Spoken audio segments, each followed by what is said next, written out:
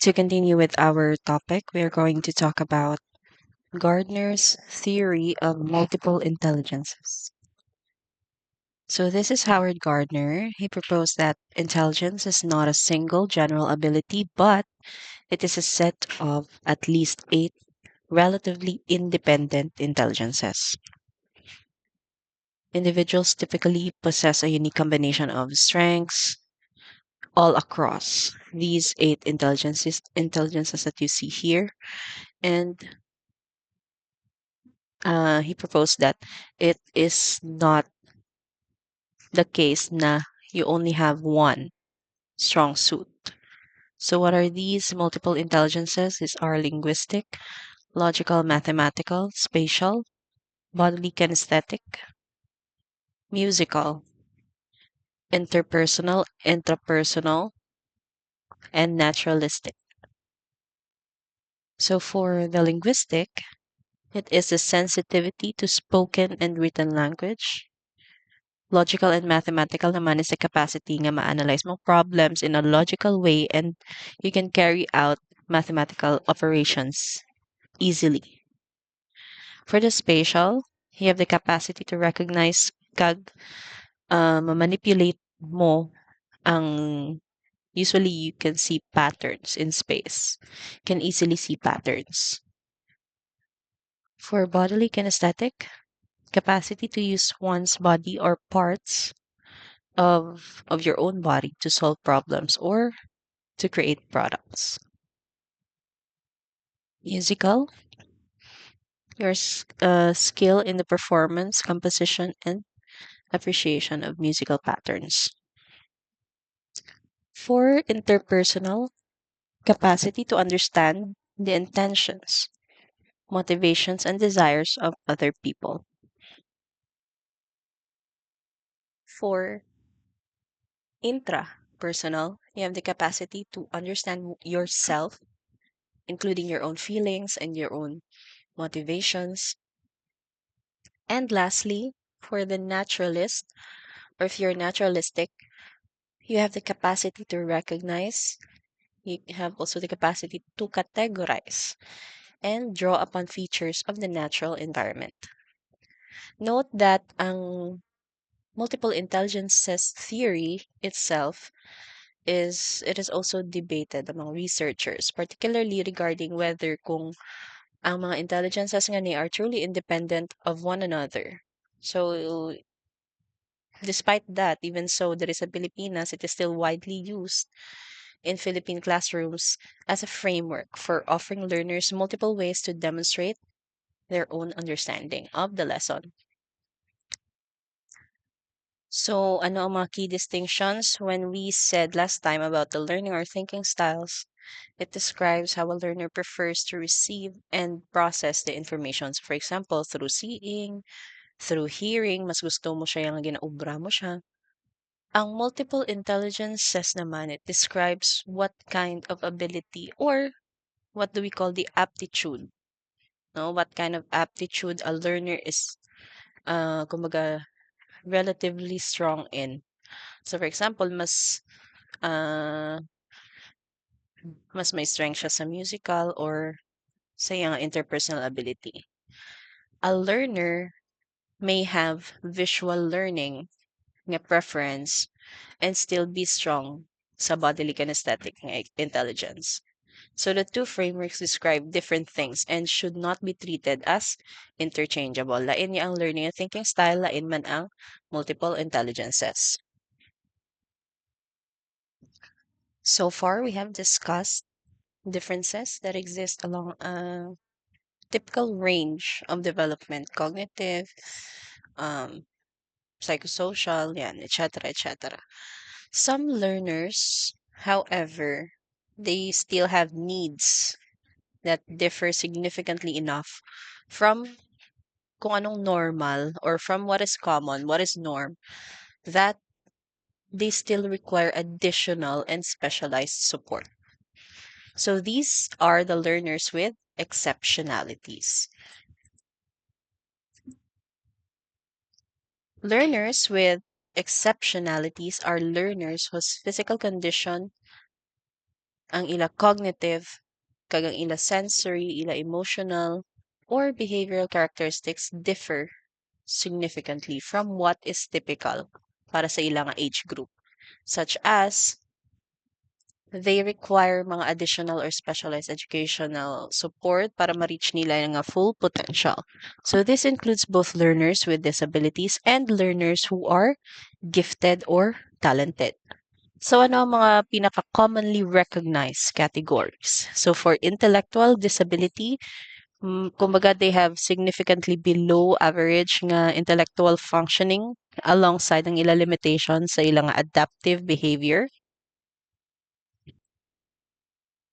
Next, for specific learning disabilities, may sila difficulties in specific academic skills. So for example, difficulties in reading, writing, or mathematics. So despite their overall, kumaga, ilang typical overall intellectual ability. Next,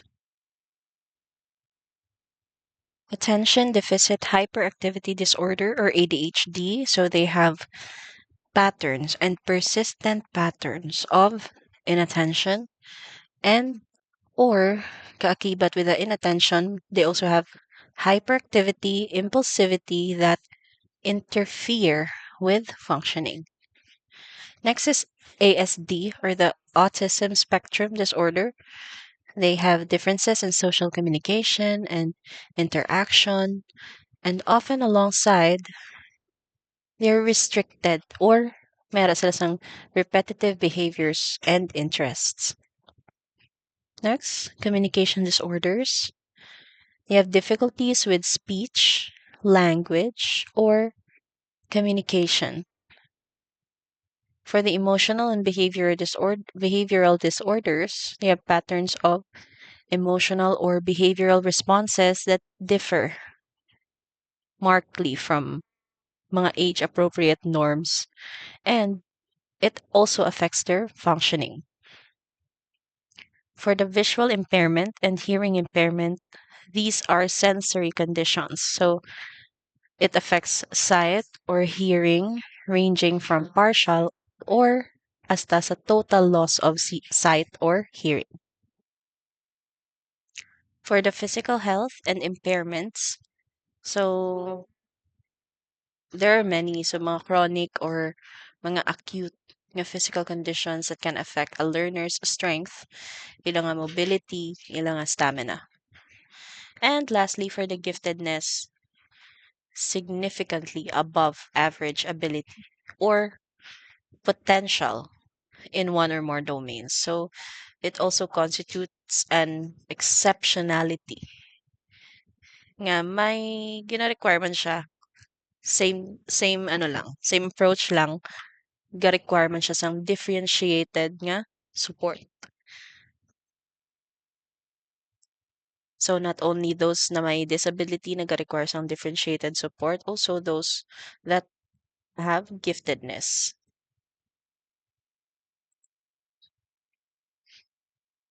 So paano sa Philippine context? Ang Philippine policy context dito sa Pilipinas, the education of learners with disabilities is governed by RA number 11650. It is the Inclusive Education Act of 2022. And this law gina-institute nga tanan nga policy or may policy sang inclusion in all early and basic education schools, both public and private, ensuring that no learner is denied admission on the basis of disability. So it mandates the establishment sang inclusive learning resource centers or the ILRCs in every school district, municipality, and city, and it requires reasonable accommodations, mga assistive devices, mga accessible nga instructional materials for learners with disabilities. For a teacher, the key implication for you future teachers is this: identifying a learner's exceptionality is not the end goal. Pagkatapos mo identify kung anong iya exceptionality, Ang purpose na sinadaan sa identification is to inform you how to instruct. Paano ang imo instruction sa classroom, paano ang assessment, and the classroom environment. You should adapt. So, which brings us to our final and most practical topic. We now have four building blocks. Meron ta developmental theory, sources of diversity, learning styles, versus multiple intelligences, kag exceptionalities. So the question a learner-centered teacher must now answer is practical. What do you actually do differently in the classroom because of this? That's what we call the differentiated instruction. Differentiated instruction is the practice of proactively adjusting instruction to respond to learner differences rather than teaching one way lang and hoping it works for everyone. So, a widely used framework for differentiation. It is developed by si Carol Ann Tomlinson. She is an educational researcher.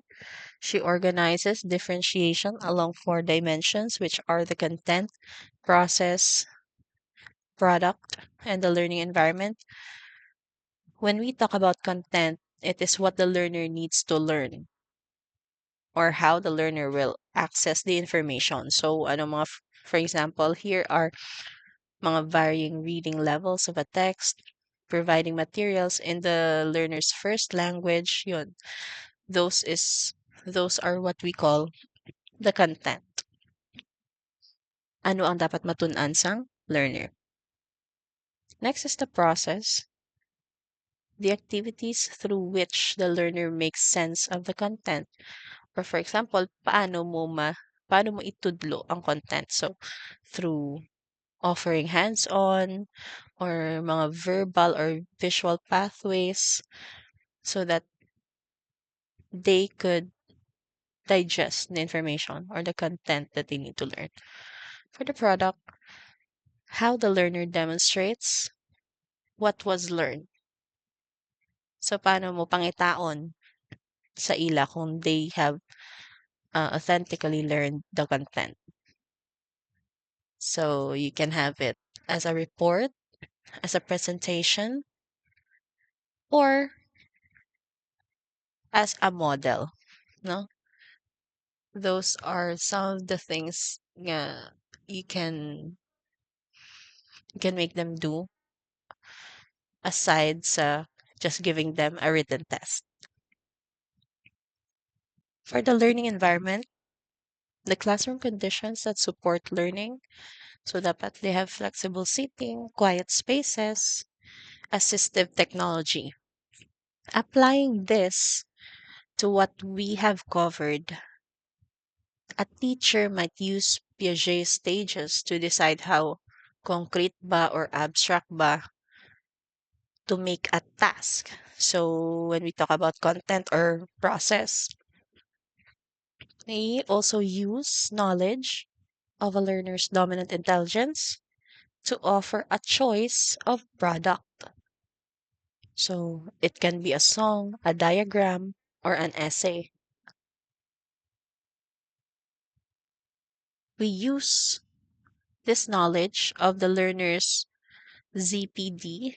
Did you remember ZPD, zone of proximal differences, to decide how much scaffolding ang kinanglan to build up into an activity, which is the process part, and use knowledge of a learner's exceptionality to adjust the environment. So, anong preferential seating? Do they need extended time? Do they need assistive devices? So, this is the practical payoff of everything covered in this lesson: development, diversity, styles, intelligences, exceptionalities. They are not separate topics to memorize lang.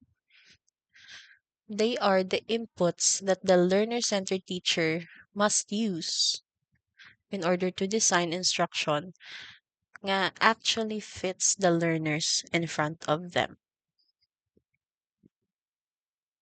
I will leave you with this last slide, which is the reflection part. It actually talks about how you would prepare better in your future classrooms. So, in 3 paragraphs, you answer the question: which source of student diversity, cognitive, socio-cultural, linguistic, gender, physical, or health, or exceptionality do you feel least prepared to address as a future teacher? And what is one concrete step you can take this semester to prepare yourself better? So that is all for this topic. Thank you very much.